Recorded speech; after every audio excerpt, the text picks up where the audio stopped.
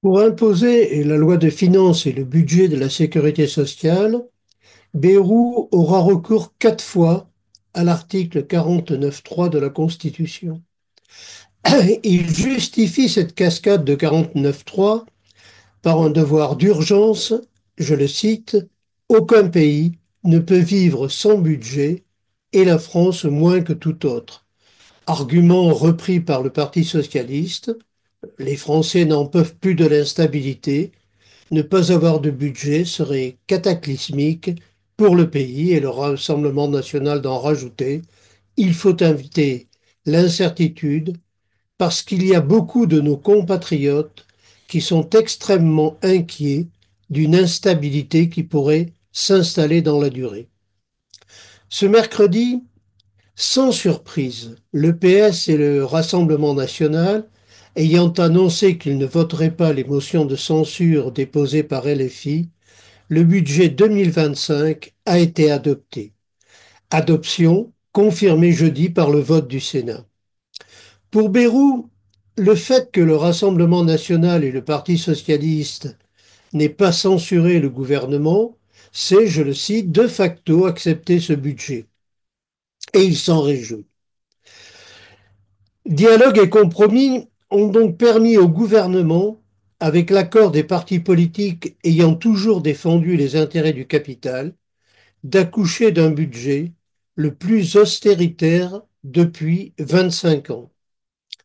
Afin de ramener le déficit public à 5,4% du PIB, le budget mise sur une hausse d'impôts pour les grandes entreprises et les grandes fortunes, puis sur une réduction drastique de 34 milliards d'euros des dépenses publiques. Mouvement jugé historique par le gouvernement. Je cite, calculé hors inflation, c'est la plus forte baisse des dépenses de l'État en 25 ans. Il s'agit d'une première marche exemplaire qui démontre notre volonté de redresser les finances publiques. Les coupes budgétaires ont un impact direct sur tous les secteurs. Le budget de la culture, moins 150 millions d'euros, moins 1 milliard d'euros pour le budget de l'enseignement supérieur et de la recherche. Le budget de l'enseignement, lui, est amputé de 225 millions d'euros. La transition écologique recule de 14% et il y a une baisse de 300 millions d'euros des aides personnelles au logement.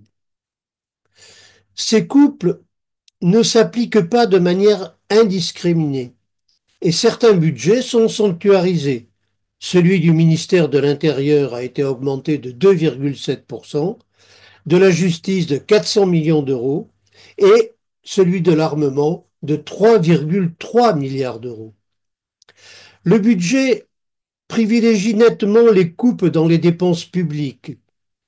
Et concernant les hausses d'impôts fixées, le budget privilégie nettement les grandes entreprises capitalistes. Pour les grandes fortunes, ces hausses ne concernent qu'une partie infime des ultra-riches, et elles sont exceptionnelles. La richesse, rappelons-le, des milliardaires français a augmenté de plus de 24 milliards depuis 2019, soit de 13 millions d'euros par jour.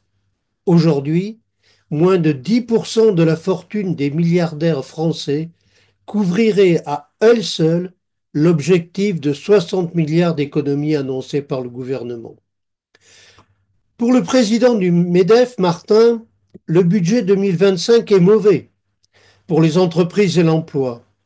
C'est, dit-il, 13 milliards d'euros de charges en plus pour les entreprises françaises qui sont déjà les plus chargées au monde et ça ne va pas encourager les investissements. Mais 13 milliards, c'est peu en comparaison du soutien aux entreprises que la Cour des comptes elle-même estime à 260 milliards d'euros. Et Bayrou a rassuré le patronat. Les mesures sur la simplification et le coût du travail sont à venir. Le budget 2025 continue donc la casse des services publics.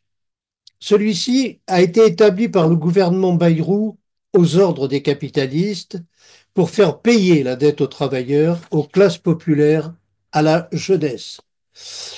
Bayrou qualifie les réunions ayant permis d'établir le budget 2025 de, je le cite, réunions entre personnes de bonne foi, entre gouvernement et les personnalités qui le soutiennent, ainsi qu'avec des groupes d'opposition qui permettent d'arriver à un travail positif.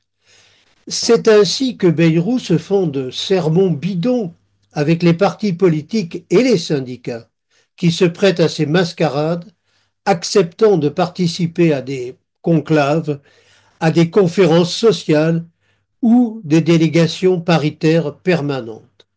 Les syndicats sont aujourd'hui des partenaires et négocient avec les gérants d'un système ne recherchant que le profit maximum et le plus vite possible. Ce choix politique vise à faire croire que le capital peut faire des concessions sans lutte, en négociant avec lui, dans la paix sociale. Il faut rompre avec toute forme de dialogue social et unifier l'ensemble des salariés rejetant cette politique. La colère est toujours forte dans le pays. Le choix politique est donc clair.